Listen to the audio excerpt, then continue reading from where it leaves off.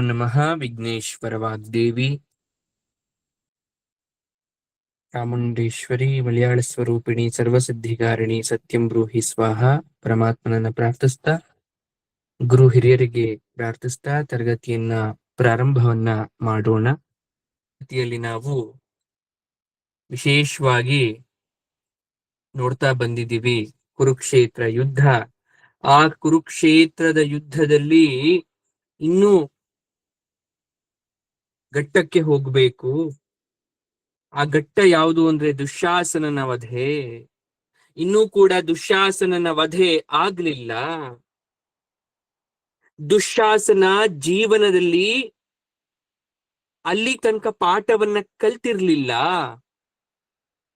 ಹೋಗ್ಲಿ, ನನ್ನ ಪಾಠವನ್ನ ಕಲ್ತ್ಕೊಂಡು ಮನುಷ್ಯ ಸಾಮೂಹಿಕವಾಗಿ ಅಥವಾ ಸಾಮಾಜಿಕವಾಗಿ ಕೆಲವೊಂದು ಸಲ ತಪ್ಪು ಮಾಡೋದು ಸಹಜ. ನಾನು ಸರಿ ಹೋಗ್ಬೇಕು ಅಂತಕ್ಕಂಥ ಮತಿ ಕೂಡ ಅವನಿಗಿರ್ಲಿಲ್ಲ. ದ್ರೋಣಾಚಾರ್ಯರ ಬಳಿ ವಿದ್ಯೆಯನ್ನ ಕಲ್ತ್ರು, ಆದ್ರೆ ಕೇವಲ ವಿದ್ಯೆ ಅಷ್ಟೇ. ರಕ್ತವತವಾಗಿ ಬೆಳೆದು ಬಂದಿದ್ ಯಾವುದು? ಬರ್ಬರತೆ, ಕ್ರೂರತೆ, ಕೋಪ, ದ್ವೇಷ, ಸಿಟ್ಟು, ಅಸೂಹೆ. ಮಕ್ಕಳನ್ನ ತಂದೆ ತಾಯಿ ಬೆಳೆಸ್ಬೇಕಾದ್ರೆ ನನ್ ಮಗ ಉತ್ತಮವಾದ ವಿದ್ಯಾವಂತ ಆಗ್ಲಿ ಅನ್ನೋದ್ರ ಜೊತೆಗೆ ಸಂಸ್ಕಾರವಂತ ಆಗ್ಲಿ ಅನ್ನೋದು ಕೂಡ ಬಹಳ ಮುಖ್ಯ. ಗೌರವಾನ್ವಿತವಾಗಿ ಬಾಳ್ಲಿ ಅಂತ ಯೋಚನೆ ಮಾಡೋದು ಬಹಳ ಮುಖ್ಯ. ಅಂಕಗಳು ಮನುಷ್ಯನ ಜೀವನವನ್ನ ನಿರ್ಧಾರ ಮಾಡಲ್ಲ. ಅವರ ವಿದ್ಯೆ ಅಂತಕ್ಕಂಥದ್ದು ಅವರ ಮುಂದಿನ ಭವಿಷ್ಯವನ್ನ ನಿರ್ಧಾರ ಮಾಡೋದಾದ್ರೂ ಕೂಡ ಸಾಕಷ್ಟು ಮಾಡೋದಿದೆ ಸಮಾಜದಲ್ಲಿ. ಯಾವ್ದಾದ್ರೂ ಒಂದು ರೀತಿಯಲ್ಲಿ ಮಾಡಬಹುದು, ಆದ್ರೆ ಸಂಸ್ಕಾರ ಅಂತಕ್ಕಂಥದ್ದು ಬಹಳ ಮುಖ್ಯ ಆಗತ್ತೆ ಮಕ್ಕಳಿಗೆ. ಹಾಗಾಗಿ ತಂದೆ ತಾಯಿಗಳು ಸಂಸ್ಕಾರವನ್ನ ಕಲಿಸುವಂತವರಾಗಿ. ಅವತ್ತು ಧೃತರಾಷ್ಟ್ರ ಕಣ್ಣಿಲ್ಲದ ಕುರುಡ ಆದ್ರೂ ಕೂಡ ತನ್ನ ಮಕ್ಕಳಿಗೆ ಸಂಸ್ಕಾರವನ್ನ ತಾಳ್ಮೆಯನ್ನ ಕಲಿಸಿದ್ದೇ ಆದ್ರೆ ಅಂತಹ ಒಂದು ಭಯಾನಕವಾದಂತಹ ಯುದ್ಧ ಪ್ರಮೇಯ ಬರ್ತಾ ಇರ್ಲಿಲ್ಲ. ಪಾಂಡವರು ಸಹಿಷ್ಣುತೆಯನ್ನ ಹೊಂದಿದ್ರು, ಆದ್ರೆ ಸಹಿಷ್ಣುತೆ ಅಂತಕ್ಕಂಥದ್ದು ಎಲ್ಲಿ ತನಕ ಹೊಂದಿರ್ಲಿಕ್ಕೆ ಸಾಧ್ಯ? ದುರ್ಯೋಧನ ತಮ್ಮನನ್ನ ಕೇವಲ ಕೆಟ್ಟ ಕೆಲ್ಸಕ್ಕೆ ಮಾತ್ರ ಪ್ರೇರೇಪಿಸ್ತಾ ಒಳ್ಳೆ ಮಾರ್ಗದಲ್ಲಿ ಅವನು ಕರ್ಕೊಂಡು ಹೋಗ್ಲೇ ಇಲ್ವಲ್ಲ. ಶಕುನಿಯಂತಹ ಗುರು ಇದ್ಮೇಲೆ ಅವನು ಒಳ್ಳೇದ್ ಹೇಳ್ಕೊಡೋದಕ್ಕಿಂತ ಕೆಟ್ಟದ್ದೇ ಹೇಳ್ಕೊಟ್ಟ. ಸೋದರ ಮಾವ ಆದ್ರೂ ಕೂಡ ಗುರುವಿನ ಸ್ಥಾನದಲ್ಲಿ ನಿಂತವನು. ಹಾಗಾಗಿ ಈಗ ದುಶ್ಯಾಸನನಿಗೆ ಅವನ ಕರ್ಮದ ಫಲವನ್ನ ಅನುಭವಿಸ್ತಕ್ಕಂಥ ಸಮಯ. ನೋಡಿ, ಒಬ್ಬ ಮನುಷ್ಯ ಅಥವಾ ಯಾವುದೇ ಒಂದು ಜೀವಿ ಆಗಿರ್ಬೋದು, ಹುಟ್ಟುತ್ತ ರಾಕ್ಷಸ ತತ್ವದಲ್ಲಿ ಯಾರು ಹುಟ್ಟಲ್ಲ. ಯಾರು ಕೆಟ್ಟವರಾಗಿ ಹುಡ್ತಾರೆ? ಒಂದು ಮಗು ಹುಟ್ಟುತ್ತೆ, ಆ ಹುಟ್ಟಿರ್ತಕ್ಕಂಥ ಆ ಮಗು ಕೆಟ್ಟದಾಗುತ್ತಾ ಒಳ್ಳೇದಾಗುತ್ತಾ ಅಂತ ನೋಡಿ ಹೇಳಕ್ ಆಗತ್ತಾ? ಜಾತಕವನ್ನ ನೋಡಿ ಪ್ರಿಡಿಕ್ಟ್ ಮಾಡ್ಬೋದು, ಆದ್ರೆ ಹುಟ್ಟಿದ ತಕ್ಷಣ ಏನು ಹೇಳಕ್ ಆಗಲ್ಲ ನಾವು. 100 ಜನ ಮಕ್ಕಳು, ಗಾಂಧಾರಿ ಯಾವ ಮಕ್ಕಳು ಅಂತ ನೋಡ್ಬೇಕಿತ್ತು ಹಾಗಾದ್ರೆ? ಹೋಗ್ಲಿ, ಧೃತರಾಷ್ಟ್ರ ಯಾವ ಮಕ್ಕಳನ್ನ ಸರಿಯಾಗಿ ಬುದ್ಧಿ ಕಲಿಸ್ಬೇಕಿತ್ತು? ಯಾರ ಕಡೆ ಗಮನ ಕೊಡ್ಬೇಕಿತ್ತು? ಅವಳು ಕೊನೆ ತನಕ ತನ್ನ ಮಕ್ಕಳ ಜವಾಬ್ದಾರಿನ ತಗೊಂಡ್ಲೇ ಇಲ್ಲ. ಜ್ಯೇಷ್ಠ ಪುತ್ರನಾದಂತಹ ದುರ್ಯೋಧನನ ಮೇಲೆ ಇದ್ದಂತ ಅಭಿಮಾನ ಉಳಿದಂತಹ ಯಾವ ಪುತ್ರರ ಮೇಲೂ ಇರಲಿಲ್ಲ. ಅಗ್ರಸ್ಥಾನ ದುರ್ಯೋಧನನಿಗೆ, 2ನೇ ಸ್ಥಾನ ದುಶ್ಯಾಸನನಿಗೆ ಕೊಟ್ಟಿದ್ಲು. ಭೀಮ ಚೇಡಿಸ್ತಾ ಇದ್ದ ಅವಾಗವಾಗ ದುಶ್ಯಾಸನನ್ನ, ದುರ್ಯೋಧನನನ್ನ. ಈಗ ಯುದ್ಧ ಭೂಮಿಯಲ್ಲಿ ದುಶ್ಯಾಸನನಿಗೆ ಪಾಠ ಕಲಿಸ್ತಕ್ಕಂಥ ಸಮಯ. ಭೀಮ ಏನ್ ಮಾಡ್ತಾ ಇದ್ದಾನೆ? ದುಶ್ಯಾಸನನ ಕೈಯಲ್ಲಿಡ್ತಕ್ಕಂಥ ಆ ಬಿಲ್ಲು ಬಾಣವನ್ನ ಕತ್ತರಿಸಿ ಹಾಕ್ತ ಮೊದಲು. ದುಶ್ಯಾಸನನ ನಡುನೆತ್ತಿಯಲ್ಲಿ ಭೀಮ ಒಂದು ಬಾಣವನ್ನ ಬಿಟ್ಟ, ಹೋಗಿ ಅದು ಅವನ ತಲೆಗೆ ನಾಡ್ತು. ಅದನ್ನ ಕಿತ್ತು ತೆಗೆಯೋ ಅಷ್ಟರಲ್ಲಿ ಅವನ ಸಾರಥಿಯ, ದುಶ್ಯಾಸನನ ಸಾರಥಿಯನ್ನ ಭೀಮ ಕೊಂದು ಹಾಕಿದ್ದ. ಆದ್ರೆ ದುಶ್ಯಾಸನ ಧೃತಿಗೆಡದೆ ತಾನೇ ರಥವನ್ನ ಓಡಿಸಿ ಯುದ್ಧ ಮಾಡ್ತಾ ಇದ್ದ.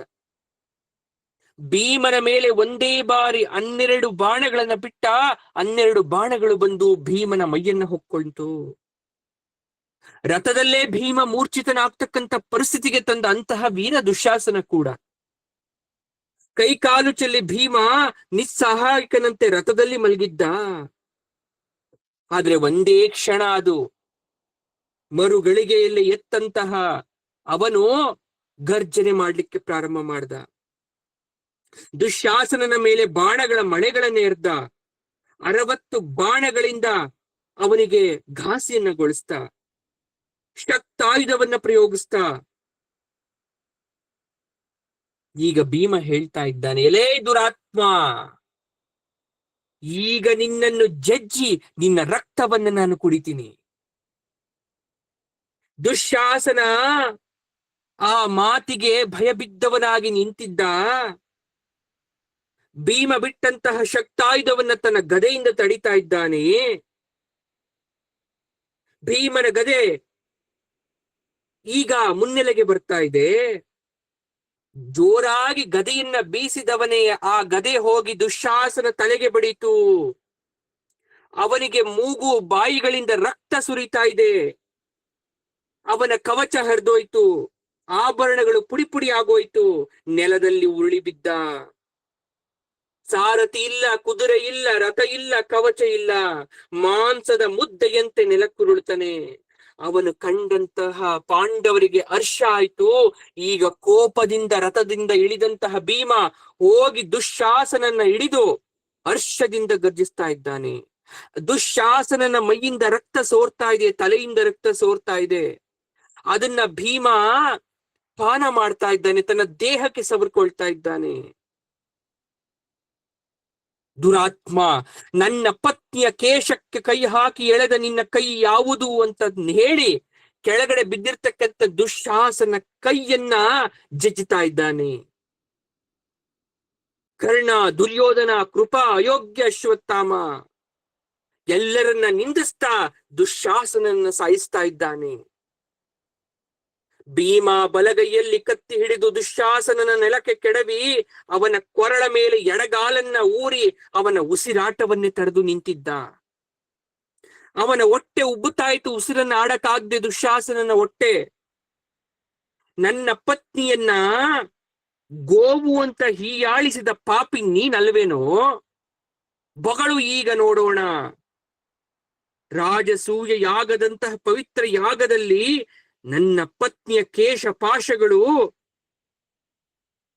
ಅಭಿಷೇಕದಿಂದ ಪುನೀತವಾಗಬೇಕು. ಅವನ ಕಾಲು ಅವನ ಕುತ್ತಿಗೆಯ ಮೇಲಿತ್ತು, ಮೈಯಿಂದ ರಕ್ತ ಸುರಿತಾ ಇದ್ರು ಕೂಡ ದೇಹದಲ್ಲಿ ಉಸಿರಾಡ್ತಾ ಇತ್ತು. ಯಾವಾಗ ಭೀಮ ತನ್ನ ಕಾಲನ್ನ ಅವನ ಕುತ್ತಿಗೆ ಮೇಲೆ ಊರಿದ್ನೋ ನರಳಾಡ್ತಾ ಇದ್ದಾನೆ, ಒದ್ದಾಡ್ತಾ ಇದ್ದಾನೆ. ಆ ಬರ್ಬರ ಕೃತ್ಯವನ್ನ ನೆನೆದು ಎಲ್ಲರಿಗೂ ಒಂದು ಕ್ಷಣ ಭಯ ಆಗ್ತಾ ಇದೆ.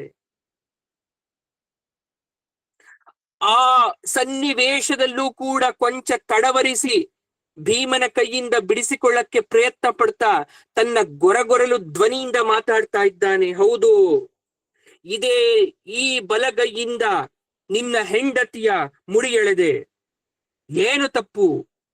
ಮಾನಗೇಡಿ ಹೆಂಗಸಿಗೆ ಹಾಗೆ ಮಾಡಿದ್ದು ಸರಿಯಲ್ವಾ? ಸಾವಿರ ಗೋವುಗಳನ್ನು ದಾನ ಮಾಡಿದಂತಹ ಈ ಕೈ ಕೂಡ ಪವಿತ್ರವೇ. ಆ ನಿನ್ನ ಹೆಂಡತಿಯ ಅಪವಿತ್ರ ಮುಡಿಯನ್ನ ಪವಿತ್ರ ಮಾಡಿದ ಕೈ ಇದುವೇ ಅಂತ ಅಂತಹ ಭೀಕರತೆಯಲ್ಲೂ ಧೃತಿಗೆಡದೆ ದುಶ್ಯಾಸನ ಹೇಳ್ತಾ ಇದ್ದಾನೆ. ದೂರದಿಂದಲೇ ಅವನ ವೀರಾವೇಶಕ್ಕೆ ಕೌರವರು ಚಪ್ಪಾಳೆಯನ್ನ ತಡ್ತಾ ಇದ್ದಾರೆ. ಭೀಮನ ಕೋಪ ನೂರ್ಮಡಿ ಆಯ್ತು. ದುಶ್ಯಾಸನನನ್ನು ಇನ್ನಷ್ಟು ಬಲವಾಗಿ ಮೆಟ್ಟಿ ನಿಂತ, ಬಳತೋಳನ್ನ ಕತ್ತರಿಸಿ ಹಾಕ್ಬಿಟ್ಟ. ಇನ್ನೇನು ಗುಟುಕು ಜೀವ ದುಶ್ಯಾಸನನಿಗೆ, ಇನ್ನೇನು ಪ್ರಾಣ ಹೋಗೋದ್ರಲ್ಲಿತ್ತು. ಆಮೇಲೆ 2 ಕೈಗಳಿಂದ ಅವನ ತಲೆಯನ್ನ ಕೊರಳಿನಿಂದ ಕಿತ್ತು ಬೇರ್ಪಡಿಸಿ ಚೆಂಡಿನಂತೆ ದೂರಕ್ಕೆ ಎಸೆದ. ದುಶ್ಯಾಸನನ ತಲೆ ದೇಹ 2 ಭಾಗ ಆಯಿತು. ಅವನ ಎದೆಯನ್ನ ತನ್ನ ಉಗುರುಗಳಿಂದ ಸೀಳ್ದ, ಕೈ ಬೊಗಸೆಯಲ್ಲಿ ರಕ್ತವನ್ನ ತುಂಬಿಕೊಂಡ, ತುಟಿಯ ತನಕ ತಂದುಕೊಂಡು ಪಾನವನ್ನ ಮಾಡ್ತಾನೆ. ಬಾಯಿ, ಮೂಗು, ಮೈ ಮೇಲೆಲ್ಲ ಅದು ಸುರಿದು ಭೀಮ ಜ್ವಾಲಾಮುಖಿಯಂತೆ ಕಾಣಿಸ್ತಾ ಇದ್ದಾನೆ. ಎಲೇ ದುರ್ಯೋಧನ, ಕರ್ಣ, ಇದೋ ನನ್ನ ಒಂದು ಪ್ರತಿಜ್ಞೆಯನ್ನ ಪೂರೈಸಿದ್ದೇನೆ. ಒಂದು ಸತ್ಯವನ್ನ ಹೇಳ್ತೀನಿ, ಕೇಳಿಸ್ಕೊಳ್ಳಿ. ಇವತ್ತು ಯುದ್ಧ ಭೂಮಿಯಲ್ಲಿ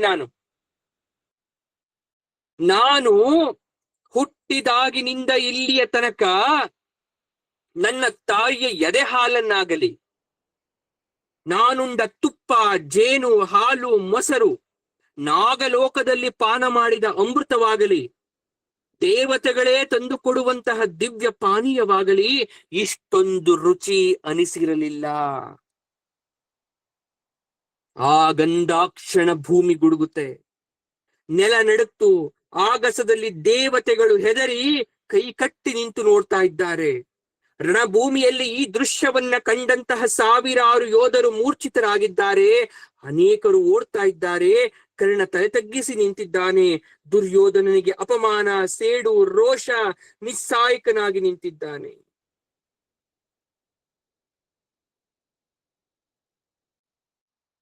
ದ್ರೌಪದಿ ಆ ಕ್ಷಣ ಅಲ್ಲೇ ಇದ್ದಿದ್ರೆ ಒಂದೇ ಕ್ಷಣ ಭೀಮ ತನ್ನ ಪ್ರಿಯೆಯನ್ನ ನೆನೆದು ಕಣ್ಣು ಮುಚ್ಚಿ ನಿಟ್ಟುಸಿರನ್ನ ಬಿಡ್ತಾ ಇದ್ದಾನೆ. ಈ ದೃಶ್ಯವನ್ನ ನೋಡಕ್ಕಾಗ್ಲಿಲ್ವಲ್ಲ ದ್ರೌಪದಿ ತನ್ನ ಗೆಳತಿಯರ ಜೊತೆ ಯುದ್ಧ ಭೂಮಿಗೆ ಬರ್ತಾ ಇದ್ದಾಳೆ. ಯಾತಕ್ಕೋಸ್ಕರ? ಆ ದುಶ್ಯಾಸನನ ಸಾವನ್ನ ನೋಡಿ ಸಂಭ್ರಮಿಸೋದಕ್ಕೋಸ್ಕರ.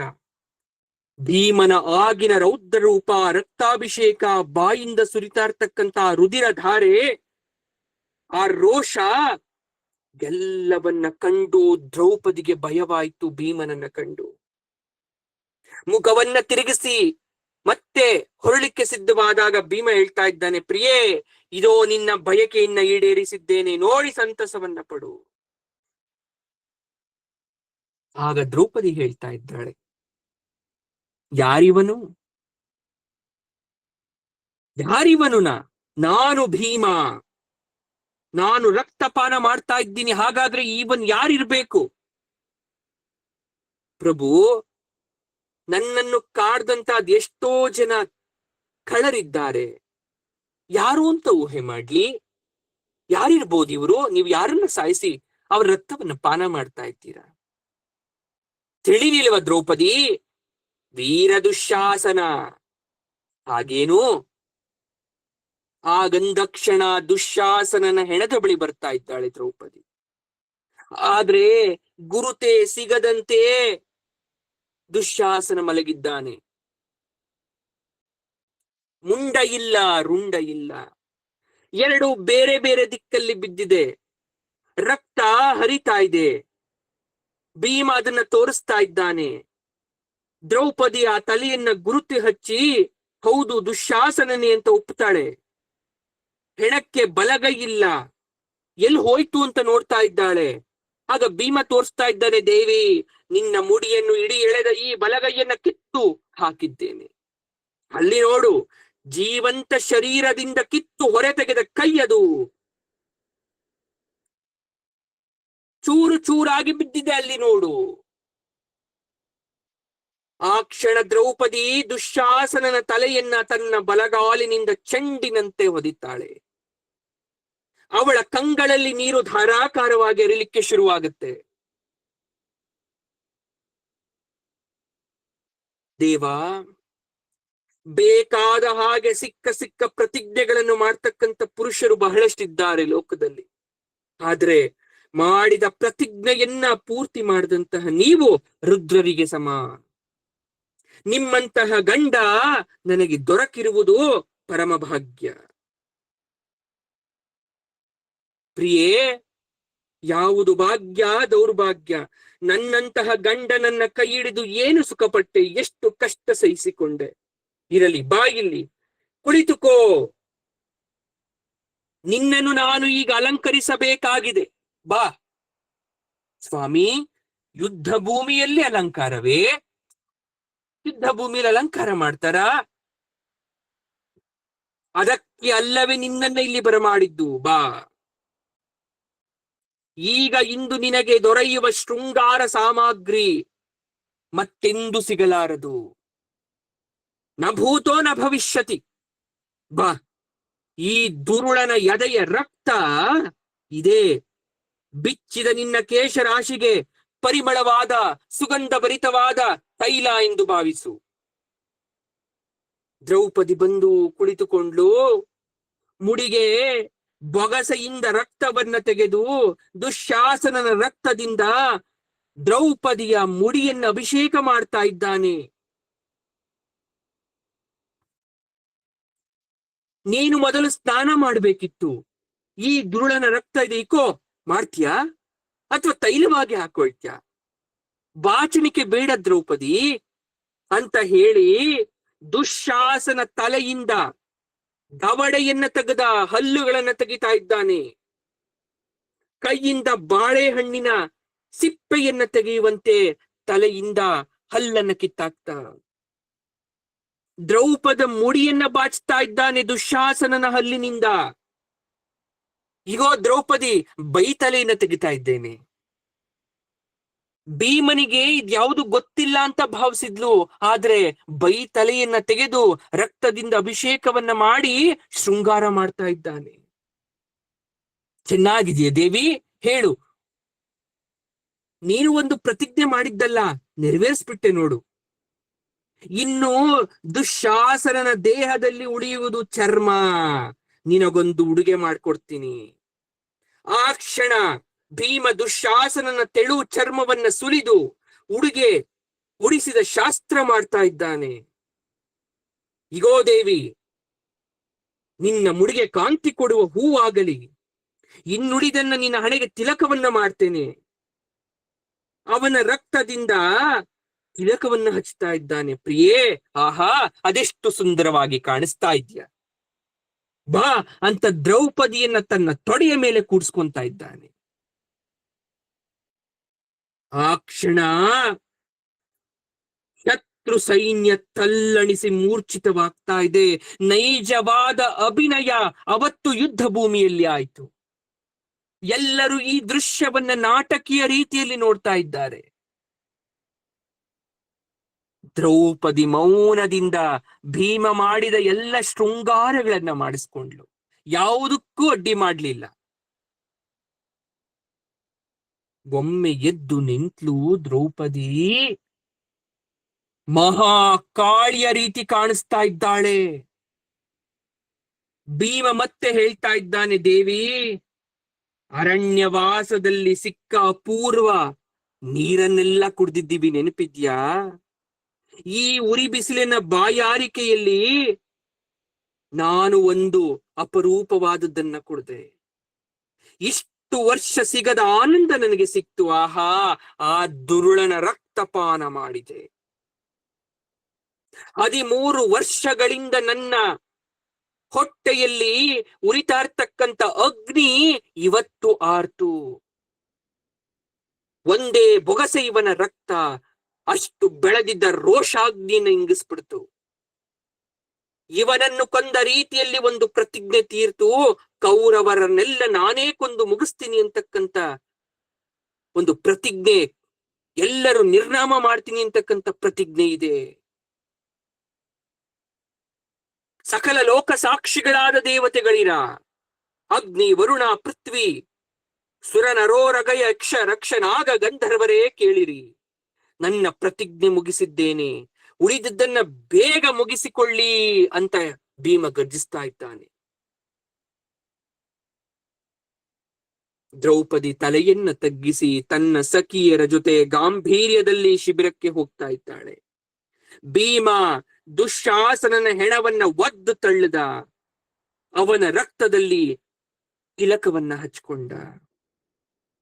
ರಥದಿಂದಿಳಿದು ಶುದ್ಧ ಕಳಶ ತೀರ್ಥದಲ್ಲಿ ಕೈ ಮೈ ತೊಳೆದು ಆ ದುಷ್ಟನ ರಕ್ತವನ್ನೆಲ್ಲ ತೊಳ್ಕೊಂಡ. ಹೊಸದಾಗಿ ಮುಡಿಯನ್ನ ಉಟ್ಟ. ದುರ್ಗಂಧ ದೇಹದಿಂದ ಕಳೆಯೋ ರೀತಿ ಕರ್ಪೂರ, ಕಸ್ತೂರಿ ಗಂಧವನ್ನ ಹಚ್ಕೊಂತಾನೆ. ಕೆಲವೋ ದುರ್ಯೋಧನ, ಯುದ್ಧ ನಿಲ್ಲಿಸಲು ನಿನಗಿನ್ನು ಒಂದು ಅವಕಾಶ ಕೊಡ್ತಾ ಇದ್ದೇನೆ ಕಡೆಯಗಳಿಗೆ. ನನ್ನ ಅಣ್ಣ ಧರ್ಮಪುತ್ರನ ಪಾದಗಳಿಗೆ ಬಂದು ಶರಣಾಗು, ಇಲ್ಲದಿದ್ದರೆ ನಿನ್ನ ತೊಡೆಗಳನ್ನ ಮುರಿದು ತೀರ್ತೇನೆ. ಕರ್ಣ, ಕೃಪ, ಅಶ್ವತ್ಥಾಮ ಅಂತ ಎಲ್ಲರಿಗೂ ಸವಾಲನ್ನ ಹಾಕ್ತಾ ಇದ್ದಾನೆ. ಭೀಮ ತಲೆಯಲ್ಲಿ ಉಷ್ಣೀಷವನ್ನ ಧರಿಸಿ, ಕವಚವನ್ನ ಕಟ್ಟಿ, ಕೈಯಲ್ಲಿ ಪಾಶವನ್ನ ಹಿಡಿದು ನಿಂತ ಯಮಧರ್ಮನಂತೆ ಕಾಣಿಸ್ತಾ ಇದ್ದಾನೆ ಎಲ್ಲರಿಗೂ. ಎಲ್ಲರೂ ಬಲ್ಲೆಗಳನ್ನ ಎಸೆದು ಓಡ್ ಹೋಗ್ತಾ ಇದ್ದಾರೆ. ಕರ್ಣ ನಿಸ್ಸಾಯಕನಾಗಿ ನೋಡ್ತಾ ಇದ್ದಾನೆ. ದುರ್ಯೋಧನ ಗಮನಿಸ್ತಾ ಇದ್ದಾನೆ, ಮಿತ್ರ ಏನು ಮಾಡೋದು? ನನ್ನ ಮುಖ್ಯ ಸೋದರನನ್ನ ಭೀಮನಿಗೆ ಆಹುತಿ ಕೊಟ್ಟು ಬಿಟ್ಟ. ಆದ್ರೆ ಕರ್ಣ ಏನು ಮಾಡೋ ಪರಿಸ್ಥಿತಿಲಿಲ್ಲ. ಈಗ ಅಶ್ವತ್ಥಾಮ ರಥದಿಂದಿಳಿದು ದುರ್ಯೋಧನನ ಬಳಿಗೆ ಬಂದ. ಕುತೂಹಲದಿಂದ ದುರ್ಯೋಧನ ಅವನ ಮುಖವನ್ನ ನೋಡ್ತಾನೆ, ಏನ್ ಹೇಳ್ತಾನೆ ಅಂತ. ಆಗ ಅಶ್ವತ್ಥಾಮ ಒಂದು ಮಾತನ್ನು ಹೇಳ್ತಾ ಇದ್ದಾನೆ, ಮಿತ್ರ ನನ್ನನ್ನ ನಂಬ್ತೀಯ? ಇದೇನು ಮಾತಾಡ್ತಿದ್ಯಾ ಗುರುಪುತ್ರ? ಹೌದು ನಂಬ್ತೀನಿ, ಹೇಳು. ನಾನು ನಿನ್ನ ಹಿತೈಷಿ ಅನ್ನೋದ್ರಲ್ಲಿ ಸಂಶಯವಿಲ್ಲ ತಾನೆ? ಇಲ್ಲಪ್ಪ, ಯಾಕೆ ಈ ಮಾತು ಹೇಳ್ತಾ ಇದ್ಯಾ? ಹಾಗಲ್ಲ, ನಾನು ಹೇಳೋದನ್ನ ತಿಳಿಸ್ತಕ್ಕಂತ ಯತ್ನ ಮಾಡು. ಏನ್ ಮಾಡ್ಬೇಕೀಗ ಹೇಳು. ಎಲ್ಲರೂ ಒಟ್ಟಿಗೆ ಯುದ್ಧ ಬಿಟ್ಟು ಮುಗಿಸಿ ಹೊರಡುವಂತಹ ಒಂದು ಉಪಾಯವನ್ನ ಹೇಳಿಕೊಡ್ತೇನೆ. ನಿನ್ನ ತಮ್ಮ ದುಶ್ಯಾಸನ ಹೇಗೆ ಘೋರವಾಗಿ ಸತ್ತ ನೋಡ್ದ, ಅವನನ್ನ ಈ ಸೂತಪುತ್ರ ಕಾಪಾಡಕ್ಕಾಯ್ತಾ? ಭೀಮ ಅಷ್ಟು ದೂರ ಹೋಗಿ ಪ್ರತಿಜ್ಞೆಯನ್ನ ಮಾಡೇ ಬಿಟ್ಟ. ಕ್ಷತ್ರಿಯ ಇನ್ನೊಬ್ಬ ಕ್ಷತ್ರಿಯನ ರಕ್ತಪಾನ ಮಾಡ್ತಾನೆ ಅಂತ ಯಾರು ಊಹೆನೇ ಮಾಡಿರ್ಲಿಲ್ಲ, ಆದ್ರೆ ಮಾಡ್ಬಿಟ್ರಿ ಇವತ್ತ ಅದನ್ನ. ಇದು ನರಸಿಂಹನ ಅವತಾರವನ್ನು ಮೀರಿಸಿದಂತಹ ದೃಶ್ಯ ನೋಡಿದ್ವಿ ಇವತ್ತು ಎಲ್ರೂ ಕೂಡ. ಹೇಗೆ ನರಸಿಂಹ ಹಿರಣ್ಯಕಶಿಪುವನ್ನ ಕೊಂದು ರಕ್ತವನ್ನ ಪಾನ ಮಾಡ್ದ, ಅದಕ್ಕಿಂತ ಹೆಚ್ಚಿನದಾಗಿ ಭೀಮ ಇವತ್ತು ಮಾಡ್ದ. ಅಲ್ಲಿ ಬರೀ ಕರುಳಮಾಲೆ, ಇಲ್ಲಿ ರಕ್ತಪಾನ. ಯಾರು ತಡೆದ್ರು ಭೀಮನನ್ನ? ಹೌದು ಹೌದು ಗುರುಪುತ್ರ, ನೀನ್ ಹೇಳ್ತಾ ಇರೋದು ಸರಿ. ಆಗ ಅಶ್ವತ್ಥಾಮ ದುರ್ಯೋಧನನ ಕೈಯನ್ನ ಹಿಡಿದು ಹೇಳ್ತಾ ಇದ್ದಾನೆ, ಸ್ವಯಂ ಬ್ರಹ್ಮ ಸಮಾನನಾಗಿದ್ದ ನಿನ್ನ ಅಜ್ಜ ಭೀಷ್ಮ ಹೇಗೆ ನಿಷ್ಕ್ರಿಯನಾಗಿ ಉರುಳಿದ ಇಬ್ಬರು ನೋಡಿದ್ದೇವೆ. ನನ್ನ ತಂದೆ ಪರಶುರಾಮರಿಗೆ ಸಮವುಳ್ಳವರು ಹೇಗೆ ನಿಶ್ಶಸ್ತ್ರವಾಗಿ ಸತ್ರು ನೋಡಿದ್ದೇವೆ. ನಾನು ಚಿರಂಜೀವಿ, ನನ್ನನ್ನು ಯಾರು ಕೊಂದ್ರು ನಾನು ಸಾಯಲ್ಲ. ಬದುಕಿಯೂ ನಿನ್ನನ್ನು ಎಷ್ಟು ರಕ್ಷಿಸ್ತೇನೋ ನನಗೆ ಗೊತ್ತಿಲ್ಲ. ನನ್ನ ಸೋದರ ಮಾವನಾದಂತಹ ಕೃಪಾಚಾರ್ಯನೂ ಅಷ್ಟೇ. ನಮ್ಮೆಲ್ಲರ ಎದುರೇ ಭೀಮನ್ನ ತಮ್ಮನನ್ನ ಪಶುವ ರೀತಿ ಕೊಂದು ಹಾಕ್ಬಿಟ್ಟ. ಹಾಗಾಗಿ ಒಂದು ಮಾತನ್ನು ಹೇಳ್ತಾ ಇದ್ದೇನೆ, ಈಗಲಾದರೂ ಸಂಧಿ ಮಾಡ್ಕೊಳ್ತೀಯ? ಅರ್ಜುನನಿಗೆ ನಾನೇ ಹೋಗಿ ಮಾತಾಡಿ ಬರ್ತೇನೆ. ಅವನು ನನ್ನ ತಂದೆಯ ಪ್ರಿಯ ಶಿಷ್ಯ, ನನ್ನ ಮಾತಿಗೆ ಬೆಲೆ ಕೊಡ್ತಾನೆ. ಧರ್ಮಪುತ್ರ ಸಂಧಿಗೆ ಯಾವತ್ತೂ ಸಿದ್ಧನಾಗಿರ್ತಾನೆ. ಇವರು ಭೀಮ ಅರ್ಜುನರು ಇರುವ ತನಕ ಯುದ್ಧ ಭೂಮಿಯಲ್ಲಿ ನಾವು ಗೆಲ್ಲಕ್ಕೆ ಅಸಾಧ್ಯ. ಸತ್ ಮೇಲೂ ಕೂಡ ಪಾಂಡವರಿಂದ ನಾವು ಶ್ರದ್ಧೆ ಮಾಡಿಸ್ಕೋಬೇಕಾಗತ್ತೆ, ಶ್ರಾದ್ದ ಮಾಡಿಸ್ಕೋಬೇಕಾಗತ್ತೆ. ನಮ್ಗದು ಬೇಕಾ? ಉಭಯ ಸೇನೆಯಲ್ಲಿ ಬದುಕಿ ಯಾರು ಉಳ್ಕೊಂಡಿದ್ದಾರೋ ಅವರಾದ್ರೂ ಇನ್ನು ಮುಂದೆ ಚೆನ್ನಾಗಿ ರಾಜ್ಯಭಾರವನ್ನು ಮಾಡ್ಲಿ. ಅಶ್ವತ್ಥಾಮ ಬಂದು ಪರಿಪರಿಯಾಗಿ ದುರ್ಯೋಧನನಿಗೆ ಬುದ್ಧಿ ಮಾತನ್ನ ಹೇಳ್ದ, ಈಗಲಾದರೂ ಸಂಧಿಯನ್ನ ಮಾಡ್ಕೋ. ಆದ್ರೆ ದುರ್ಯೋಧನ ಹೇಳ್ತಾ ಇದ್ದಾನೆ, ಮಿತ್ರ ನೀನು ಹೀಗೆ ಹೇಳ್ತೀಯ ಅಂತ ನಾನು ನಂಬಿರ್ಲಿಲ್ಲ. ಆಪತ್ ಕಾಲದಲ್ಲಿ ಕೈ ಬಿಟ್ಟು ಬುದ್ಧಿ ಹೇಳ್ತಾ ಇದ್ದೀಯಾ? ಅಶ್ವತ್ಥಾಮ ಹೇಳ್ತಾ ಇದ್ದಾನೆ, ಮಿತ್ರ ಬುದ್ಧಿ ಹೇಳುವುದಕ್ಕೆ ನಿನಗೆ ಈಗ ಉಳಿದಿರುವವನು ನಾನೊಬ್ಬನೇ. ಭೀಷ್ಮನ ಕತೆ ಮುಗಿತು, ನನ್ನ ತಂದೆಯ ಕತೆ ಮುಗಿತು, ವಿದುರ ನಿನ್ನನ್ನು ಬಿಟ್ಟು ಹೋಗಿ ಆಯ್ತು. ಸೂತಪುತ್ರ ಯಾವತ್ತೂ ನಿನಗೆ ಒಳ್ಳೆಯ ಮಾತನ್ನ ಹೇಳ್ಕೊಡಲ್ಲ, ಅವನೂ ಉಳಿಯೋದಿಲ್ಲ. ಹಾಗಾಗಿ ನಾನು ನಿನಗೆ ಹೇಳ್ತಾ ಇದ್ದೇನೆ. ಅಶ್ವತ್ಥಾಮ, ಕರ್ಣ ಮಾಡಿದ ಪಾಪವೇನು? ಯಾಕೆ ಆ ರೀತಿ ಅವನ ಮೇಲೆ ಹೇಳ್ತಾ ಇದ್ದೀಯಾ? ಅವನ ಮೇಲೆ ನಂಬಿಕೆಯನ್ನು ಇಡಬಾರ್ದ? ಹೌದು, ಇಡಬಾರ್ದು. ಯಾಕೆ ಅಂದ್ರೆ ಕರ್ಣ ಶಪಥವನ್ನ ಮಾಡಿದ್ದಾನೆ, ಅರ್ಜುನನನ್ನ ಹೊರತು ಉಳಿದ ಪಾಂಡವರನ್ನ ನಾನು ಏನೂ ಮಾಡಲ್ಲ ಅಂತ. ಈವರೆಗೆ ಯಾರ ಮೇಲೂ ಅವನು ಪ್ರತಾಪವನ್ನ ತೋರಿಸ್ಲೇ ಇಲ್ಲ. ನಿಜ ಅಂತ ಅನ್ನಿಸ್ತು ದುರ್ಯೋಧನನಿಗೆ. ಅಶ್ವತ್ಥಾಮ ಮುಂದುವರೆದು ಹೇಳ್ತಾ ಇದ್ದಾನೆ, ನನ್ನ ತಂದೆಗೆ ನಿನ್ನಂತೆ ಇವರೆಲ್ಲ ಶಿಷ್ಯರಾಗಿದ್ರು. ಈ ಕರ್ಣನಿಗೆ ಪಾಂಡವರು ಏನಾಗಬೇಕು? ಬಂಧುನೋ ಬಾಂಧವರೋ? ಯಾಕೆ ಅರ್ಜುನನ ಬಿಟ್ಟು ಉಳಿದ ಪಾಂಡವರ ಮೇಲೆ ಶಸ್ತ್ರವನ್ನ ಹೂಡೋದಿಲ್ಲ ಅಂತ ಯಾಕೆ ಅವನು ಪ್ರತಿಜ್ಞೆಯನ್ನ ಮಾಡ್ದ? ಪರಾಮರ್ಶೆಯ ಕಾಲ ಬಂದಿದೆ, ನೀನು ಸಾಯೋದು ನನ್ನ ಕಣ್ಣಲ್ಲಿ ನೋಡಕ್ಕಾಗಲ್ಲ ಮಿತ್ರ. ಈ ಮಾತನ್ನ ಕೇಳಿ ದುರ್ಯೋಧನನ ಕಾಲುಗಳು ಕುಸಿತಾ ಇದೆ, ತಲೆ ತಿರುಗ್ತಾ ಇದೆ, ನಿಟ್ಟುಸಿರನ್ನ ಬಿಡ್ತಾ ಇದ್ದಾನೆ. ಅಲ್ಲಿ ತನಕ ಇಂತಹ ವಿಚಾರವನ್ನ ಅವನು ಯೋಚನೆ ಕೂಡ ಮಾಡಿರ್ಲಿಲ್ಲ. ಆಗ ದುರ್ಯೋಧನ ಒಂದು ಮಾತನ್ನ ಹೇಳ್ತಾ ಇದ್ದಾನೆ, ನನ್ನ ಮರಣವೇ ಯುದ್ಧದ ಅಂತ್ಯ. ಈಗ ಸೇನಾಧಿಪತಿಯ ಸಮಸ್ತ ಸೇನೆಯ ಒಂದು ರಕ್ಷಣೆಯ ಭಾರವನ್ನ ವಹಿಸ್ಕೊಂಡಿರ್ತಕ್ಕಂಥವನು ಕರ್ಣ. 17ನೆಯ ದಿನದ ಅಪರಾಹ್ನದ ಸಮಯವದು. ಬೆಳಗಿನ ಯುದ್ಧದಲ್ಲಿ ಜಯಲಕ್ಷ್ಮಿ ಪಾಂಡವರತ್ತ ದುಶ್ಯಾಸನನ ಮರಣವಾಗಿತ್ತು. ಅಂದಿನ ಸೂರ್ಯ ಇನ್ನು ಮುಳುಗಿಲ್ಲ, ಕರ್ಣನ ಬಲಿಗಾಗಿ ಕಾಯ್ತಾ ನಿಂತ್ಕೊಂಡಿದ್ದಾನೆ. ಮಧ್ಯಾಹ್ನ ಆಯ್ತು. ಸಂಜೆ ಕರ್ಣಾರ್ಜುನರಲ್ಲಿ ನಿರ್ಣಾಯಕವಾದ ಘಟ್ಟದಲ್ಲಿ ಭಯಂಕರವಾದ ಯುದ್ಧ ನಡೀತಾ ಇದೆ. ಭೀಮ ಅರ್ಜುನನನ್ನು ಹುರಿದುಂಬಿಸ್ತಾ ಇದ್ದಾನೆ. ನನ್ನ ಪ್ರತಿಜ್ಞೆಯೊಂದನ್ನು ನಾನು ಪೂರೈಸಿಕೊಂಡಿದ್ದೇನೆ, ಇನ್ನು ನಿನ್ನ ಪ್ರತಿಜ್ಞೆ ಇದೆ ಅರ್ಜುನ, ಅದನ್ನ ಆದಷ್ಟು ಬೇಗ ನೀನು ಪೂರೈಸು. ಅದೇ ಕ್ಷಣ ಕೃಷ್ಣ ಅರ್ಜುನರ ರಥ ಇದೆ, ಕರ್ಣ ನಿಂತಿದ್ದಾನೆ. ಅರ್ಜುನ ಕೃಷ್ಣನ ಕಡೆಗೆ ನೋಡಿ ಅನುಮತಿಯನ್ನ ಕೇಳ್ತಾ ಇದ್ದಾನೆ. ಬ್ರಹ್ಮಾಸ್ತ್ರವನ್ನ ಕರ್ಣನ ಮೇಲೆ ಬಿಡ್ತಾ ಇದ್ದಾನೆ. ಆದ್ರೆ ಅರ್ಜುನ ಬಿಟ್ಟಂತಹ ಬ್ರಹ್ಮಾಸ್ತ್ರವನ್ನ ಕರ್ಣ ಶಾಂತಗೊಳಿಸ್ತ. ಆಶ್ಚರ್ಯವಾಯ್ತು ಕೃಷ್ಣಾರ್ಜುನರಿಗೆ. ಬ್ರಹ್ಮಾಸ್ತ್ರಕ್ಕೆ ಪ್ರತಿತಂತ್ರವನ್ನ ಹೂಡಿದ ಕರ್ಣನ ಮೇಲೆ ಆಶ್ಚರ್ಯ ಆಯ್ತು. ಕೃಷ್ಣ ಹೇಳ್ತಾ ಇದ್ದಾನೆ, ಅರ್ಜುನ ನಿನ್ನ ಕಡೆ ಈಗ ನೀನು ಪಣ, ಅತ್ತ ಕರ್ಣನೇ ಪಣ. ಈ ಜೂಜು ಕಪಟದ ಹಾದಿಯಲ್ಲ, ಧರ್ಮದ ಹಾದಿ. ಹಳೆಯ ಮೋಸದ ಜೂಜನ್ನ ತೀರಿಸ್ಕೋ, ಈ ಪಾಪಿಯನ್ನ ಮುಗಿಸುವಂತ ಕೃಷ್ಣ ಹೇಳ್ದ. ಅಂತರಿಕ್ಷದಲ್ಲಿಯೂ ಭೂಮಿಯ ಮೇಲೂ ದೇವದಾನವ ಯಕ್ಷ ರಾಕ್ಷಸ ಪಿಶಾಚ ಗುಷ್ಯಕ ಗಂಧರ್ವಾದಿಗಳು ಒಂದೊಂದು ಪಕ್ಷ ಹಿಡಿದು ಕೂಗಾಡ್ತಾ ಜಯಕಾರವನ್ನ ಮಾಡ್ತಾ ಇದ್ದಾರೆ. ಭೂಮಿ ಆಕಾಶಗಳಲ್ಲಿ ದೇವ ಅಸುರರಲ್ಲಿ ವರ್ಣಗಳಲ್ಲಿ ಧ್ರುವೀಕರಣ ನಡೀತಾ ಇದೆ. ಒಬ್ರು ಕರ್ಣ ಗೆಲ್ತಾನೆ ಅಂದ್ರೆ ಮತ್ತೊಬ್ರು ಅರ್ಜುನನೇ ಗೆಲ್ತಾನೆ ಅಂತ. ಭೂಮಿಯೇ ಅರ್ಜುನನ ಕಡೆ ಇದ್ರೆ ಅಂತರಿಕ್ಷ ಕರ್ಣನ ಪರ ಇದೆ. ಗಿರಿಸಾಗರ ನದಿ ವೃಕ್ಷ ಲತೆ ಔಷಧಿ ವನಸ್ಪತಿಗಳ ಅರ್ಜುನನ ಕಡೆ ಇದ್ರೆ ಅಸುರರು ಯಾತುಧಾನ ಗುಹ್ಯಕ ಎಲ್ಲರೂ ಕರ್ಣನ ಪಕ್ಷವನ್ನ ವಹಿಸಿಕೊಂಡಿದ್ದಾರೆ. ಮುನಿಗಳು ಚಾರಣರು ಸಿದ್ಧರು ಗರುಡರು ನಾಗರು ವಾಸಕಿ ಚಿತ್ರಸೇನ ತಕ್ಷಕ ಮಣಿಕ ನಾಗ ಮುಖಂಡರು ಅರ್ಜುನನ ಕಡೆ ಇದ್ರೆ ವೈಶ್ಯರು ಶೂದ್ರರು ಸೂತರು ಉಳಿದ ಎಲ್ಲ ಜಾತಿಯವರು ಕರ್ಣನಿಗೆ ಜಯವಾಗ್ಲಿ ಅಂತ ಇದ್ದಾರೆ. ಇಬ್ಬರಿಗೂ ಯುದ್ಧ ಆಗ್ತಾ ಇದೆ. ಕರ್ಣನ ಕೈಯಲ್ಲಿರ್ತಕ್ಕಂಥ ಬಲಾಬಲ ಕಡಿಮೆ ಆಗ್ತಾ ಇದೆ. ಕೌರವ ಸೈನ್ಯ ಓಡಾಗ್ತಾ ಇದೆ. ದುರ್ಯೋಧನ ಉರಿದುಂಬಿಸ್ತಾ ಇದ್ದಾನೆ.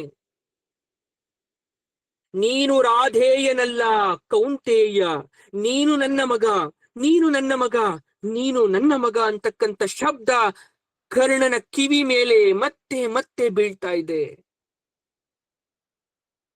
ಎಂದೂ ಇಲ್ಲದಂತೆಯೇ ಅವತ್ತು ಕರ್ಣನ ಮೈ ಕೈ ಬೆವರ್ತಾ ಇದೆ. ಅರ್ಜುನ ನಿನ್ನ ಸೋದರ ಅಂತ ಹೃದಯ ಕೂಗಿ ಕೂಗಿ ಹೇಳ್ತಾ ಇದೆ.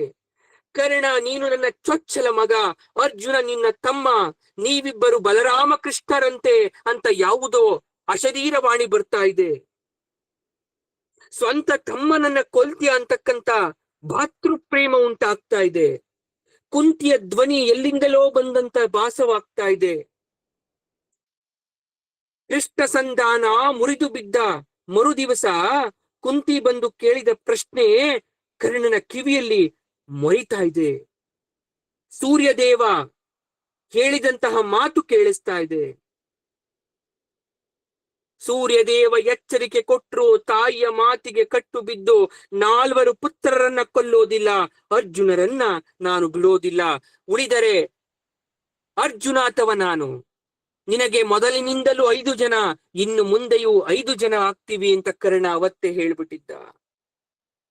ವರವನ್ನ ಕೇಳ್ತಾಳೆ, ಹೆತ್ತದಕ್ಕಾಗಿ ತಾಯಿಯ ಋಣವನ್ನ ತೀರಿಸು, ಅರ್ಜುನನ್ನ ಕೊಲ್ಲಬೇಡ, ನೀನೇ ಸಾಯಿ ಅಂತ ತಾಯಿ ಕೇಳಿರ್ಲಿಲ್ಲ. ಆದ್ರೆ ಯುದ್ಧ ನಿಲ್ಸೋದು ನಿನ್ ಕೈಲಿದೆ, ಪಾಂಡವರನ್ನು ರಕ್ಷಿಸು ಅಂತ ಕೇಳಿದ್ಲು. ಅರ್ಜುನ ಎದುರಿಗೆ ಬಂದ. ನಿರ್ಣಾಯಕ ಯುದ್ಧ ಘಟ್ಟದಲ್ಲಿ ಕರ್ಣನಿಗೆ ಎಲ್ಲ ನೆನಪಾಗಿ ಮೈ ಬೆವರ್ತಾ ಇದೆ. ಒಂದು ಕ್ಷಣ ತಲೆ ಸುತ್ತಿದಂತಾಗ್ತಾ ಇದೆ. ಆ ಒಂದು ಕ್ಷಣದಲ್ಲೇ ಅರ್ಜುನನ ಬಾಣಗಳು ಅವನ ಮೈಯನ್ನ ಕೊರೆದು ರಕ್ತ ಬಸಿತಾ ಇದೆ.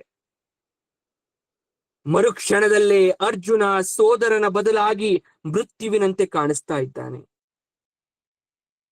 ಆಗ ಮತ್ತೊಂದು ಧ್ವನಿ ಕೇಳಿಸ್ತು ಕರ್ಣನಿಗೆ. ಬತ್ತಳಿಕೆಯಿಂದ ಒಂದು ಧ್ವನಿ ಕೇಳಿಸ್ತಾ ಇದೆ, ಕರ್ಣ, ನನ್ನನ್ನ ಪ್ರಯೋಗಿಸು, ನಾನು ಕಾಲಕ್ಕಾಗಿ ಕಾಯ್ತಾ ಇದ್ದೇನೆ. ಅರ್ಜುನ ನಿನಗೆ ಮಾತ್ರವಲ್ಲ, ನನಗೂ ಶತ್ರು ಅಂತ ಒಂದು ಧ್ವನಿ ಕೇಳಿಸ್ತಾ ಇದೆ. ಯಾರು ಕಾಣಿಸ್ತಾ ಇಲ್ಲ, ಭ್ರಾಂತಿ ಅಂತ ಅನ್ಕೊಂಡ. ಬತ್ತಳಿಕೆಯಲ್ಲಿ ಕೈ ಹಾಕಿ ಒಂದು ಅಂಬನ್ನ ಹೇಳ್ಕೊಂಡ. ಆದ್ರೆ ಅವನ ಕೈಗೆ ಬಂದಿದ್ದು ಸರ್ಪಾಸ್ತ್ರ. ಉಳಿದ ಅಸ್ತ್ರಗಳ ರೀತಿಯಲ್ಲಿ ಇರ್ದಿರೋ ತರ ಕುರಿಯಂತೆ ಮೈಯೆಲ್ಲ ನುಳ್ಕೊಂಡಿತ್ತು. ಭಯಂಕರವಾದ ಸರ್ಪದ ಮುಖವನ್ನ ಹೊಂದಿತ್ತು.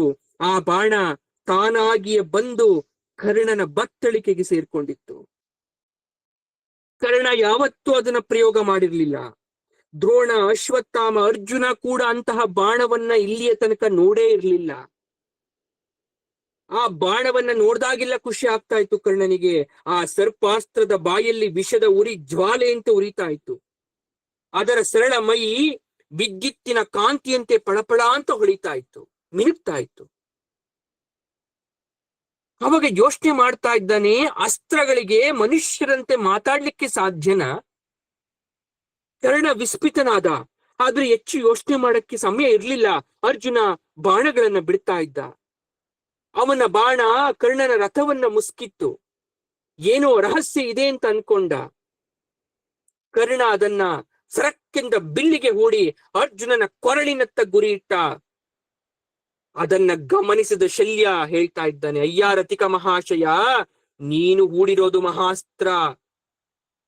ಅದರ ತೇಜಸ್ಸು ಅದ್ಭುತವಾಗಿದೆ, ನಿನಗೆ ಜಯ ಅನ್ಸುತ್ತೆ. ಆದ್ರೆ ನಿನ್ನ ಗುರಿ ಸರಿ ಇಲ್ಲ.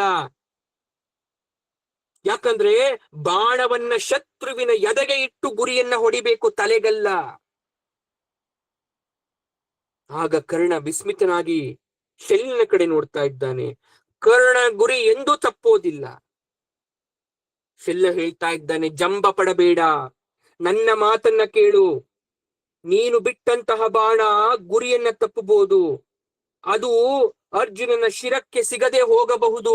ಅರ್ಜುನನ ಎದೆಗೆ ಗುರಿ ಇಡು ಅಂದ. ಆದ್ರೆ ಕರ್ಣ ಕೇಳಲೇ ಇಲ್ಲ ಮಾತನ್ನ.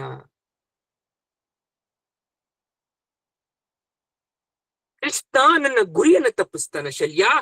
ಸಾಧ್ಯವೇ ಇಲ್ಲ. ರತಿಕ ಸೂಕ್ಷ್ಮಜ್ಞನಾಗಿರ್ಬೇಕು. ಆದ್ರೆ ನನ್ನ ಬಾಣದ ಮುಂದೆ ಏನೂ ಮಾಡಕ್ಕಾಗಲ್ಲ ಅಂತ ಹೇಳಿ ಯೋಚನೆ ಮಾಡ್ದ.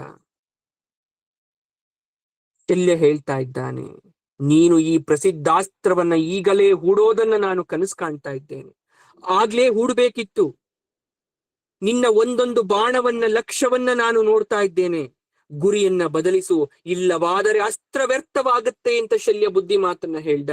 ಆದ್ರೆ ಕರ್ಣ ಹೇಳ್ತಾ ಇದ್ದಾನೆ, ಒಂದು ಬಾರಿ ಇಟ್ಟಂತಹ ಗುರಿಯನ್ನ ಈ ಕರ್ಣ ಎಂದು ಬದಲಿಸಲಾರ. ಓಹೋ, ನೀನೇನು ರಾಮನೋ? ಅಲ್ಲ, ರಾಮನ ಶಿಷ್ಯ. ಮೂರ್ಖ ಮೂರ್ಖ, ಸೂತ್ರಪುತ್ರ, ಶಾಪಗ್ರಸ್ತ ರಾಮ ಶಿಷ್ಯನೆಂಬ ಬಿರುದನ್ನ ನೀನು ಮರಿಬೇಡ. ಆಗ ಕರ್ಣನಿಗೆ ಕೋಪ ಬರುತ್ತೆ.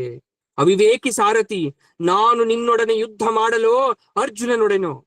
ಪದೇ ಪದೇ ನನ್ನ ತೇಜೋಭಂಗ ಮಾಡ್ತಾ ಇದ್ಯಾ, ನೀನೇ ನನಗೆ ಶತ್ರು.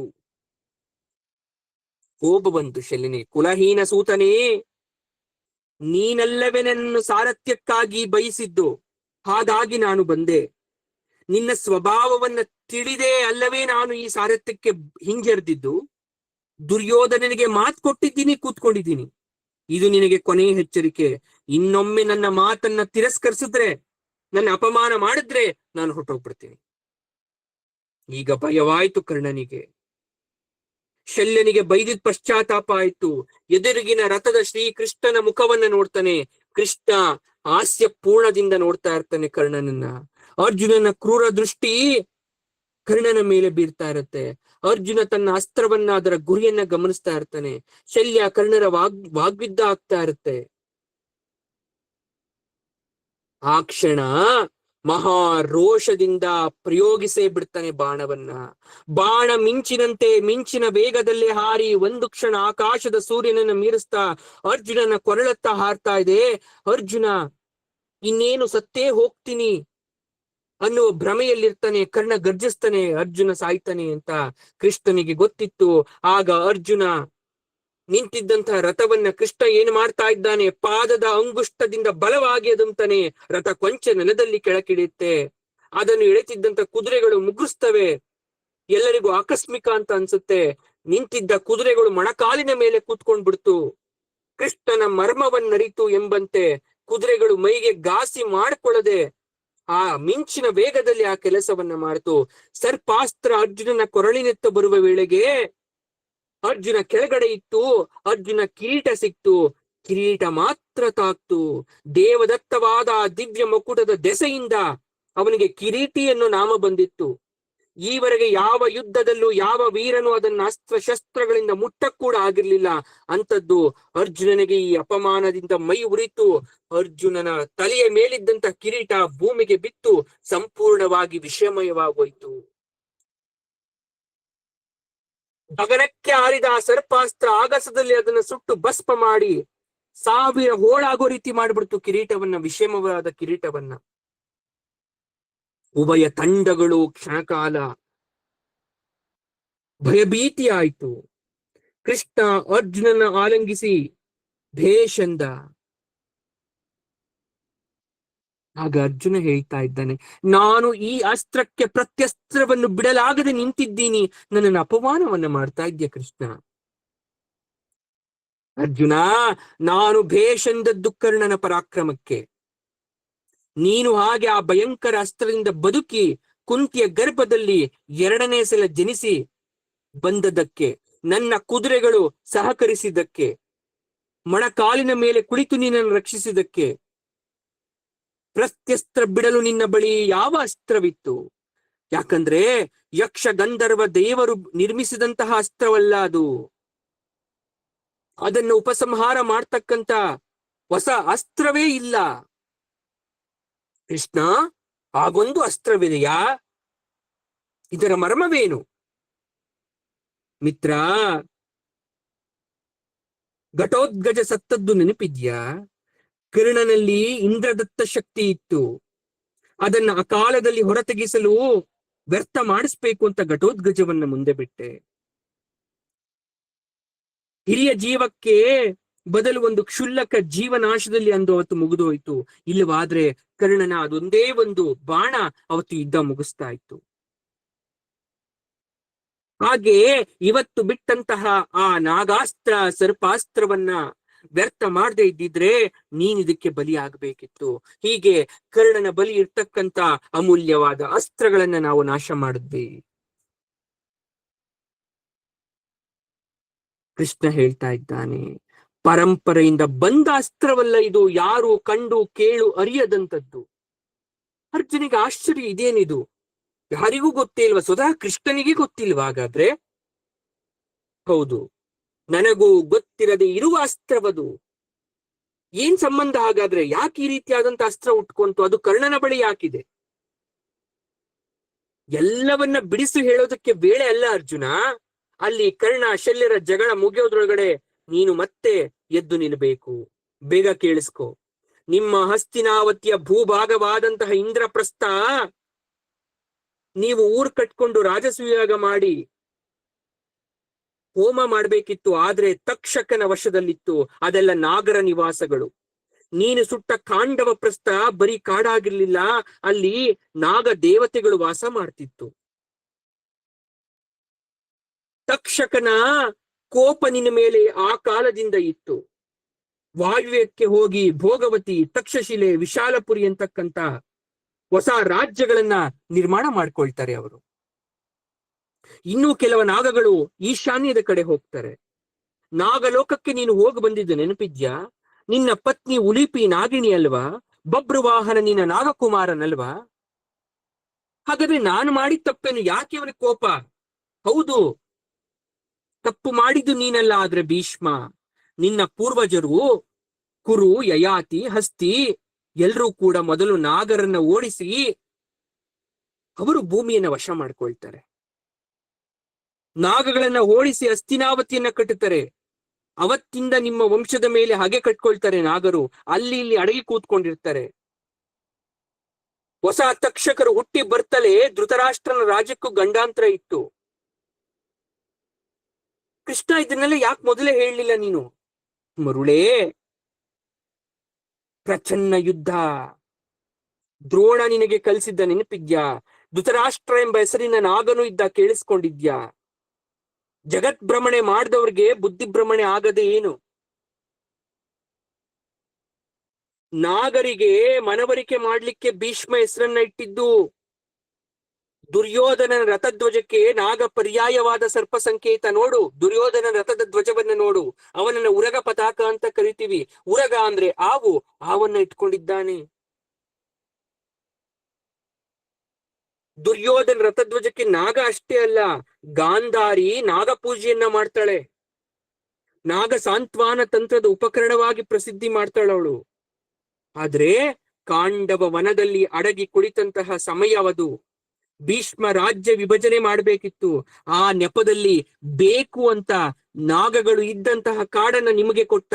ಯಾಕಂದ್ರೆ ಇದು ನಿಮ್ಮಿಂದ ಮಾತ್ರ ಸಾಧ್ಯ, ಕೌರವರಿಗೆ ಇದು ಸಾಧ್ಯವಿರಲಿಲ್ಲ.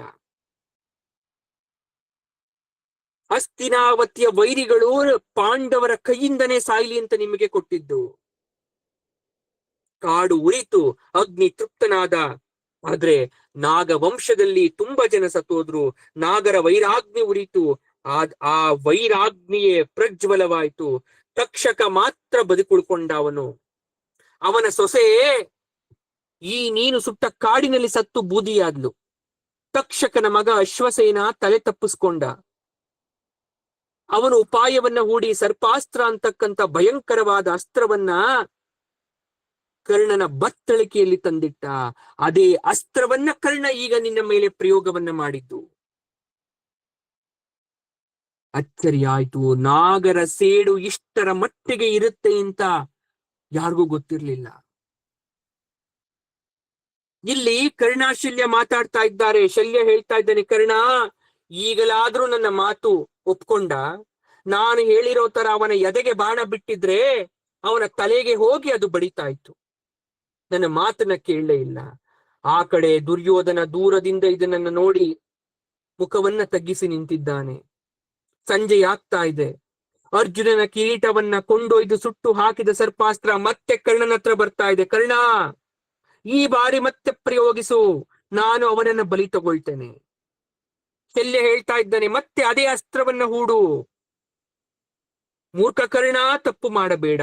ಯಾಕಂದ್ರೆ ನಿನ್ನ ಹತ್ರ ಮತ್ತೆ ಭಯಂಕರವಾದ ಮತ್ಯಾವುದೂ ಪ್ರತ್ಯಸ್ತ್ರವಿಲ್ಲ. ಇದು ವಿಷಾಸ್ತ್ರ. ಅವರ ಬಳಿ ಇಂತಹ ಅಸ್ತ್ರವೇ ಇಲ್ಲ. ಅರ್ಜುನನನ್ನ ಕೊಲ್ಬೇಕು ಅಂದ್ರೆ ಇದೊಂದ್ರಿಂದನೇ ಸಾಧ್ಯ, ಬಿಡು ಅಂದ. ಸರ್ಪಾಸ್ತ್ರ ಆರಿ ಬಂದು ಮತ್ತೆ ಕರ್ಣನ ಬತ್ತಳಿಕೆಯಲ್ಲಿ ಸೇರ್ಕೊಂಡಿದೆ. ಕರ್ಣ ಕೇಳ್ತಾ ಇದ್ದಾನೆ, ಯಾಕೆ ನಿನಗೆ ಅರ್ಜುನನ ಮೇಲೆ ದ್ವೇಷ? ಯಾಕೆ ಬಂದು ಸೇರ್ಕೊಂಡಿದ್ಯಾ? ಪವಾಡ ಅನ್ನೋ ರೀತಿ ಅಸ್ತ್ರ ಮಾತಾಡ್ತಾ ಇದೆ. ಅಶ್ವಸೇನನ ತಲೆ ನನ್ನದು ನೋಡು. ಅವನು ತಕ್ಷಕ ಪುತ್ರ, ಇಂದ್ರನಿಗೆ ಮಿತ್ರ, ಅರ್ಜುನನಿಗೆ ವೈರಿ, ಕಾಂಡವ ವನದಲ್ಲಿ ಹತನಾದಂತವನು. ಅವನ ತಲೆ ಈಗ ನನ್ನ ತಲೆ. ನಾನೇ ಅಶ್ವಸೇನಾ ಅಂತ ಆ ಬಾಣ ಹೇಳ್ತಾ ಇದೆ. ನನಗ್ ಬೇಕಾಗಿರೋದು ಅರ್ಜುನನ ತಲೆಯಲ್ಲ, ಆದ್ರೆ ನನಗೆ ಅರ್ಜುನನ ಪ್ರಾಣ ಬೇಕು. ಬೂಡು ನನ್ನನ್ನ ಅಂತ ಹೇಳ್ತಾ ಇದೆ ಸರ್ಪಾಸ್ತ್ರ. ಬಿಡು ಮತ್ತೆ ನನ್ನನ್ನ ಅಂತ ಹೇಳ್ತಾ ಇದ್ದಾನೆ. ಕರ್ಣ ಶಲ್ಯನ ಮುಖವನ್ನ ನೋಡ್ತಾನೆ, ಏನೂ ತಿಳಿಯಲಿಲ್ಲ. ಶಲ್ಯ ನಗ್ತಾ ಇದ್ದಾನೆ, ಹೂಡು ಅಂತ ಹೇಳ್ತಾ ಇದ್ದಾನೆ. ಆದ್ರೆ ಕರ್ಣ ಮತ್ತೆ ಶಲ್ಯನನ್ನ ಬೈತಾ ಇದ್ದಾನೆ, ತಲೆ ಹರಟೆಯ ಸಾರಥಿ, ಅರ್ಜುನನಿಗೆ ಹೆದರಿ ನಾನು ಮತ್ತೆ ಇದೇ ಬಾಣವನ್ನ ಪ್ರಯೋಗಿಸ್ಬೇಕಾ ಅಂತ. ಅದೇ ಕ್ಷಣ ಕೋಪಗೊಂಡಂತಹ ಶಲ್ಯ ರಥವನ್ನ ಅಲ್ಲೇ ನಿಲ್ಲಿಸಿ ರಥದಿಂದ ಇಳಿದು ಹೋಗ್ತಾ ಇದ್ದಾನೆ. ಮತ್ತೆ ಬಾಣ ಕರ್ಣನನ್ನ ಅಂಗಲಾಸ್ತಾ ಇದೆ. ಕಾಂಡವ ವನದ ನಾಗರ ಧ್ವಂಸದ ಕಥೆಯನ್ನೆಲ್ಲ ಹೇಳ್ತಾ ಇದೆ. ಕರ್ಣನಿಗೆ ಮತಿಭ್ರಮಣೆ ಆಯ್ತು. ಹೇಳ್ತಾ ಇದ್ದಾನೆ ಕರ್ಣ, ಅಸ್ತ್ರವೇ, ಅರ್ಜುನನ ಮೇಲೆ ನಿನಗೆ ವೈರವಿದ್ರೆ ನೇರವಾಗಿ ತೀರಿಸ್ಕೋ, ನನ್ನನ್ನ ಯಾಕೆ ಆಶ್ರಯಿಸ್ತೆ? ವೈರಿಯ ವೈರಿ ಮಿತ್ರ, ನಿನ್ನಲ್ಲೇ ಆಶ್ರಯ ನೀನ್ ನಿರಾಕರಿಸ್ಬೇಡ. ನಿನ್ನ ಪ್ರಾಣವನ್ನ ಉಳಿಸ್ತೀನಿ, ನನ್ನನ್ನ ಹೂಡು. ಆದ್ರೆ ಒಪ್ತಾ ಇಲ್ಲ. ಅಸ್ತ್ರ ಗೋಗರಿತು, ಕಣ್ಣೀರಿಡ್ತು, ಪರಿತಪ್ಸ್ತು. ಸಂಜೆ ಒಳಗೆ ನೀನ್ ಸತ್ತೋಗ್ತೀಯ, ನಾನು ನಿನ್ನಿಂದ ದೂರವಾದ್ರೆ ಅಂತೂ ಕರ್ಣ ವಿಚಲಿತವಾಗ್ಲಿಲ್ಲ. ಅದೇ ಕ್ಷಣ ಸರ್ಪಾಸ್ತ್ರ ಬುಸುಗುಡುತ್ತ ಕರ್ಣನಿಗೆ ಹೇಳ್ತಾ ಇದೆ, ಕರ್ಣ, ಯುದ್ಧದಲ್ಲಿ ಗೆಲ್ಲುವ ಒಂದೇ ಅವಕಾಶವನ್ನು ನೀನು ತಪ್ಪಿಸ್ಕೊಂಡೆ. ನೀನು ಬಿಟ್ಟರು ನಾನು ಅರ್ಜುನನ್ನ ಬಿಡಲಾರೆ. ಇಷ್ಟು ವರ್ಷ ನಿನ್ನನ್ನ ಆಶ್ರಯಿಸಿ ನಾನು ಮೋಸ ಹೋದೆ. ಇತ್ತ ನಿನ್ನ ಮೃತ್ಯು ದೂರದಲ್ಲಿಲ್ಲ. ಮನಃಪೂರ್ವಕವಾಗಿ ಯಾವ ಧರ್ಮವನ್ನು ಆಚರಿಸಿದ ನಿನ್ನನ್ನು ಯಾವ ಧರ್ಮ ಕಾಪಾಡುತ್ತೋ ನಾನು ನೋಡ್ತೇನೆ. ಮತ್ತೆ ಹೂಡು ಅಂದ್ರೆ ಅಧರ್ಮ ಅಂತ ಇದ್ಯಾ? ಧರ್ಮ ಗೊಂದಲದಿಂದ ನೀನು ಹಾಳಾಗೋಗ್ತ್ಯ. ಎಲ್ಲಾದರೂ ಸಾಯಿ ಅಂತ ಸರ್ಪಾಸ್ತ್ರ ಅದೃಶ್ಯವಾಗೋಯ್ತು. ಶಲ್ಯ ಇಳಿದು ಹೋದ. ಕೃಷ್ಣಾರ್ಜುನರು ದೂರದಿಂದ ಇದನ್ನ ನೋಡಿ ಖುಷಿಯನ್ನ ಪಡ್ತಾ ಇದ್ದಾರೆ. ಪಾಂಡವ ಸೇನೆ ನಗೆಗಡಲಲ್ಲಿ ಮುಳುಗಿದೆ. ಸೂರ್ಯ ಮುಳುಗಲು ಇನ್ನು ಒಂದೇ ಮುಹೂರ್ತ ಕಾಲ ಇದೆ. ಕೌರವ ಸೈನಿಕರು ಸತ್ತು ಬಿದ್ದ ಅಂದಿನ ರಕ್ತ ಪ್ರವಾಹ ಕರ್ಣನ ರಥದ ಬಳಿ ಹರಿತಾ ಇದೆ. ನೆಲವೆಲ್ಲ ಕೆಂಪು ಕೆಸರಾಗಿ ಕರ್ಣನ ಮನಸ್ಥಿತಿಯನ್ನ ತೋರಿಸೋ ರೀತಿ ಆಗ್ತಾ ಇದೆ. ಈ ಎಲ್ಲ ದೃಶ್ಯವನ್ನು ನೋಡಿ ಕರ್ಣ ವಿಚಲಿತನಾದ. ಹಾಗಾದ್ರೆ ಇನ್ನು ಉಳಿದಂತಹ ಒಂದೇ ಒಂದು ಮುಹೂರ್ತ, ಆ ಮುಹೂರ್ತದಲ್ಲಿ ಕರ್ಣನನ್ನ ಹತ್ಯೆ ಮಾಡಬೇಕು. ಹಾಗಾದ್ರೆ ಯಾವ ರೀತಿ ಕರ್ಣನ ಹತ್ಯೆಯಾಗಿ ಅವನು 17ನೇ ದಿವಸದ ಸೂರ್ಯ ಮುಳುಗುವ ವೇಳೆಗೆ ಸೂರ್ಯನ ಬಳಿಗೆ ಹೋಗ್ತಾನೆ ಅಂತಕ್ಕಂಥ ವಿಚಾರವನ್ನು ನಾವು ನಾಳೆ ನೋಡೋಣ. ಸರ್ವಂ ಶ್ರೀ ಕೃಷ್ಣಾರ್ಪಣಮಸ್ತು. ಧನ್ಯವಾದ.